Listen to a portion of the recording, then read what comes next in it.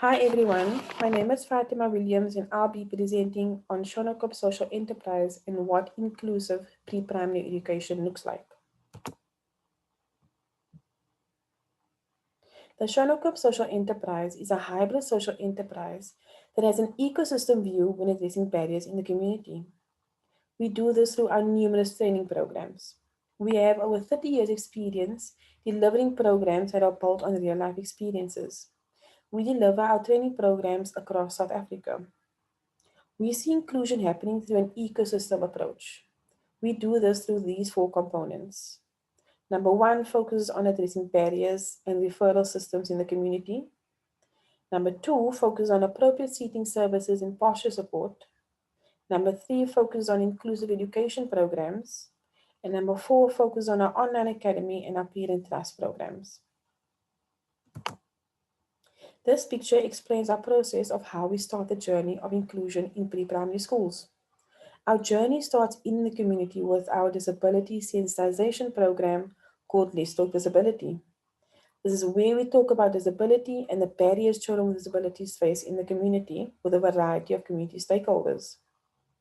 Through these talks, pre-primary schools, also known as ECDs, parents, community workers, and other stakeholders often identify the lack of opportunities present for children with disability in the community. ECDs and parents are then identified to be a part of our Ndinagona ICANN simulation program. Our Ndinagona ICANN simulation program focuses on creating inclusive ECDs in different communities. The reality in rural South African towns is that there are sometimes no pre-primary schools in the community or any inclusive learning environments for children with disabilities.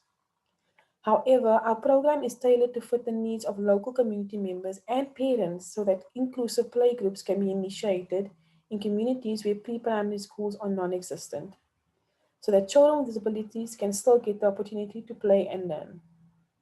Even though this training focuses on upskilling local community members on inclusion, we don't ignore other aspects that have caused barriers for children with disabilities.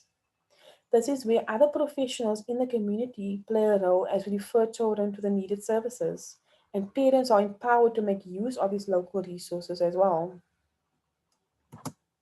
I will now be explaining two stories from two rural towns in the Northern Cape province in South Africa. This is an inclusive pre-primary school situated in a rural town in Northern Cape province. In these pictures, it shows how parents and teachers were speaking about barriers that children with disabilities face in the community. We also spoke about what inclusive education looks like. At the center, they have children with disabilities but found it challenging to include them in activities with the rest of the school. This is one of the realities that we often see in our communities. Pre-primary centers take on children with disabilities, but they are kept separate at the school. They tend to confuse integration and inclusion, and through conversations about disability and inclusion, teachers and parents often realize they have to change their practices. In a South African rural context, attitude barriers are usually the biggest and most common barrier children with disabilities face in their community. Through this story, you'll see how attitude barriers influence participation and how a shift in attitude can promote better inclusion. This picture story focuses on a girl named Cookie. She is a 10-year-old girl with CP, and this is her wheelchair. In order for inclusion to happen, we need to address the barriers that hinder participation. Her wheelchair was a barrier to her participation at the center. As you can see, it was not in very good condition. Cookie didn't like being in the wheelchair as it was too small for her. Her grandma used this wheelchair as a means of transport to bring her to the school. In this rural town, children often wait 3 years for a new wheelchair from government services. This center really wanted to include Cookie, and we had to think of different ways to do it without the wheelchair. Cookie is the girl in light blue, and the teacher is the lady in maroon. The teachers and Cookie's grandma did not think she could learn and play with the rest of the children, and this is why she was always kept separate from the school. As you can see at the training, we showed the teacher different ways to support Cookie so that she could participate with the rest of the class. Through the training, the teachers realized that they can include Cookie in the lessons with the rest of the classroom. Our Dinagona training also focuses on empowering parents. For this reason, Cookie's grandma was in the training and would always be hesitant to participate in the training.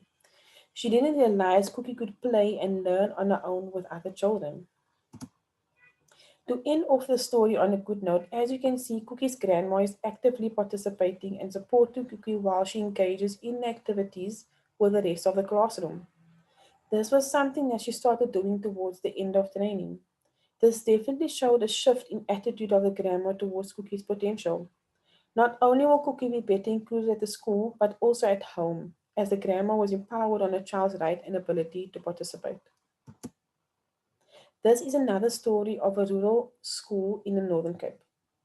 This school did not take on any children with disabilities and was about to start the inclusive journey.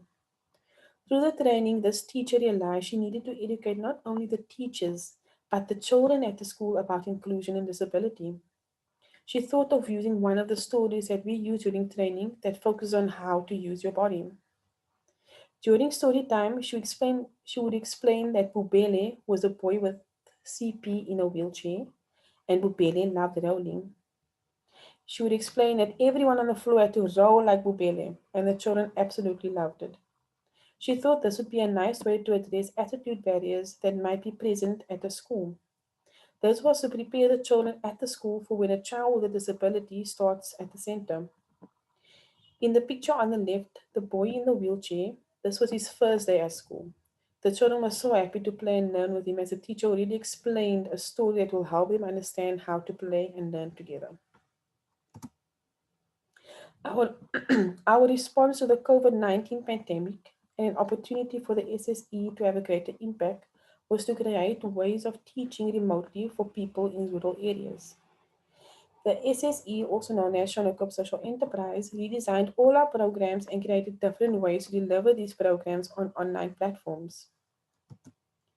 We created outcomes for all our programs and brainstormed ways on how we could still meet these outcomes even though we will be delivering these programs remotely. We noticed that WhatsApp was the easiest platform for our participants to use to connect and learn. We use this platform for most of our trainings with a combination of other online platforms such as Pulse Everywhere or Zoom.